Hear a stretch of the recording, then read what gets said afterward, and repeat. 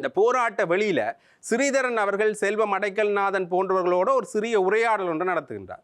அப்போ அந்த உரையாடல் நடத்துகின்ற பொழுது ஏன் நீங்கள் சந்திரகுமாரை கூட்டிக் கொண்டு வந்தீங்க, இந்த விட ஏற்கனவே இந்த காணிய மக்கள்கிட்டேருந்து பறிக்கிறதுல ஒரு முன்முகமாக நின்றதில் சந்திரகுமார் அவர்களும் ஒரு முக்கிய இடத்தை பெறுகின்றார். அவரோட ஏன் நீங்கள் இந்த போராட்டத்தை நடத்துறீங்கன்ற ஒரு ஒரு ஒரு உரையாடல் ஒன்று நடக்குது.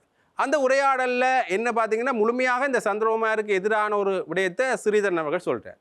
அதற்கு பிறகு நாங்கள் போராடுவோம் என்று ஒரு நகைச்சுவை பாணியில் இந்த போராட்ட வடிவங்களை வடிவமைக்கிற ஒரு தொனியையும் காணக்கூடிய மாதிரி இருக்கிறது.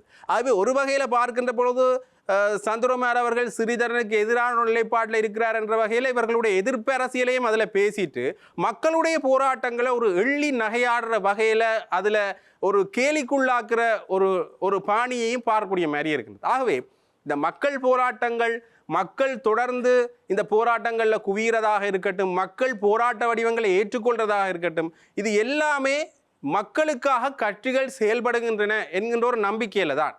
ஆக அப்படியான போராட்ட வடிவங்களை தங்களுடைய அரசியலுக்காக இந்த அரசியல்வாதிகள் பயன்படுத்தி கொண்டிருக்கின்றார்கள் என்றால் இனி வருங்காலங்களில் எப்படி இந்த போராட்ட வடிவங்களை மக்கள் நம்புவார்கள் என்கின்ற ஒரு கேள்வி ஒன்று எழுகின்றது.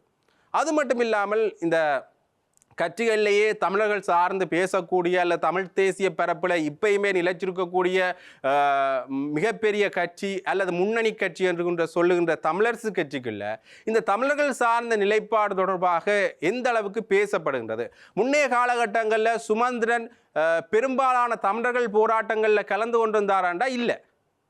பெரும்பாலும் மிகப்பெரிய எடுப்பில் நடக்கப்படுற போராட்டங்களில் மட்டும்தான் முகம் வெளியில் தெரிய வேண்டும் என்பதற்காக கலந்து கொள்வாரே தவிர ஏனைய போராட்டங்களில் சுமந்திரன் அவர்களுடைய முகத்தை கடுகளவேனும் பார்க்க முடியாத ஒரு சூழ்நிலை தான் இருந்திருக்கிறது.